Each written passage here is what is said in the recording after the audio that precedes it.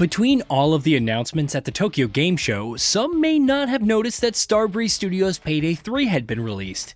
You would think it'd be noticeable, perhaps with a new peak concurrent player count or rave reviews from players. Critical opinions are slightly mixed. After all, this is an auspicious occasion for the franchise, as the sequel is arriving nearly 10 years after Payday 2. Not only is it exclusive to current-gen consoles to ensure it's the best it can be, but there are numerous revamps to the weapon progression, skill unlocks, stealth, difficulty, and opponents. That doesn't mean there haven't been some issues. You must always be online with no offline option, unless you're playing the tutorial. Cross-platform play and cross-progression necessitate the same, but you can't even play solo without going online.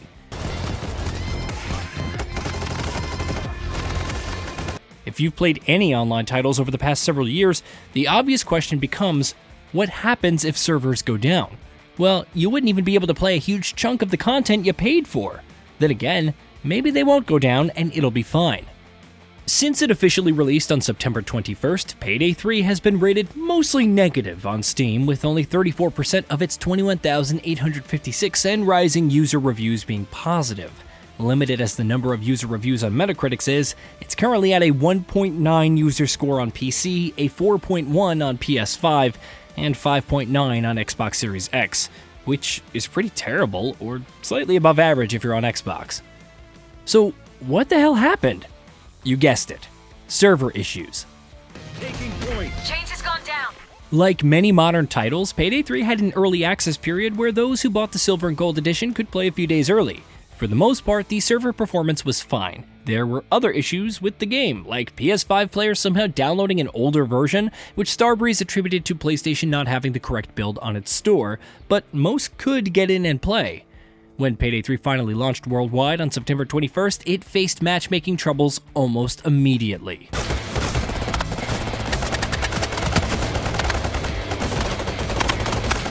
A quick look at the official Payday 3 Twitter provides a somewhat comedic but mostly tragic timeline.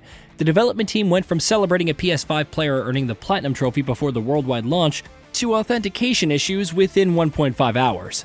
It was resolved and things seemed fine, with Starbreeze celebrating that it was the top-selling game on Steam by revenue.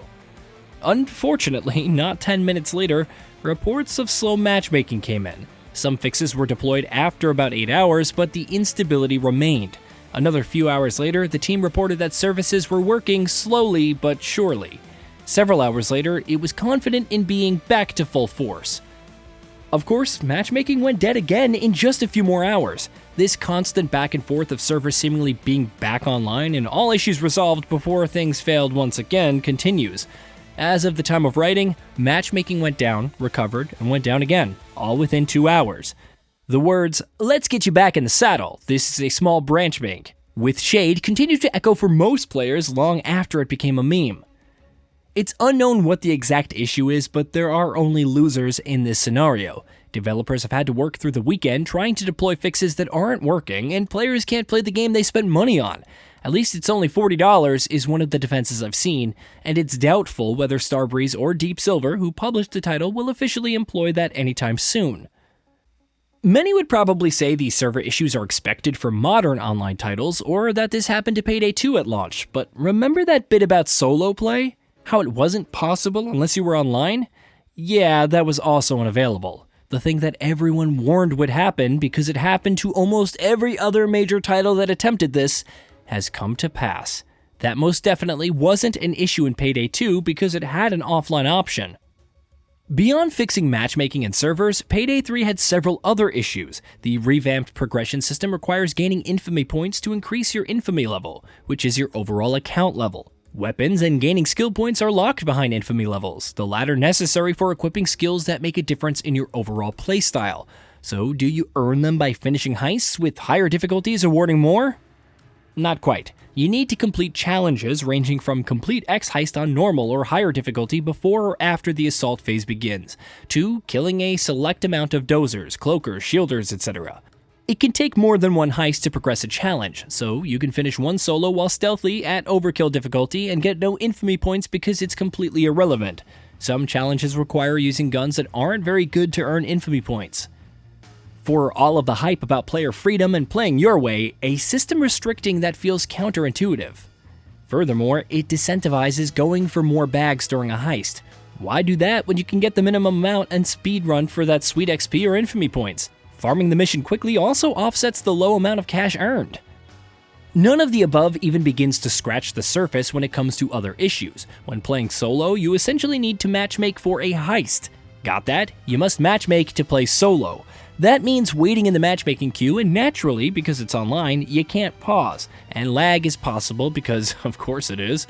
Enemy AI is reportedly quite underwhelming, though at least the cloakers are on point.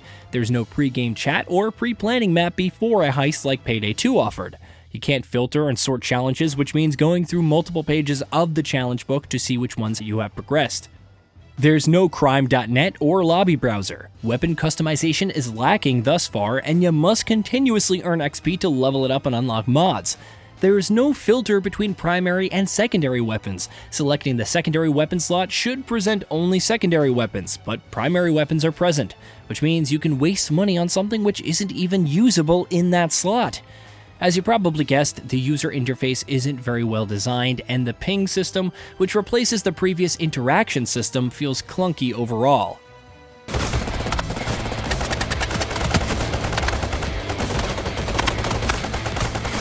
Again, one could say that Payday 2 had numerous issues at launch, and that these will be fixed with time.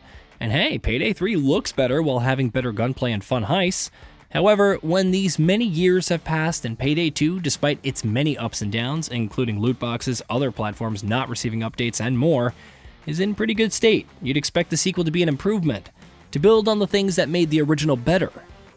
At this point, basic quality of life features are just missing, hamstrung to a poor progression system, and ultimately unplayable due to server issues.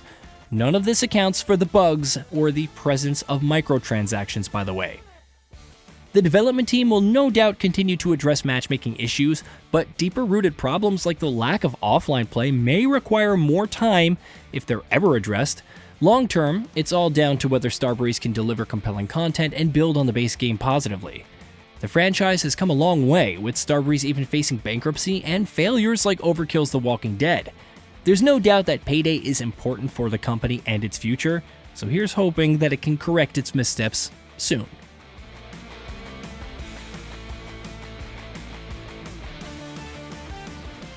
Hey, did you know that we at Gaming Vault upload new videos every day? Stick around, drop a like, subscribe, and hit that bell, and let us know what kind of content you'd like to see in the future with a comment below.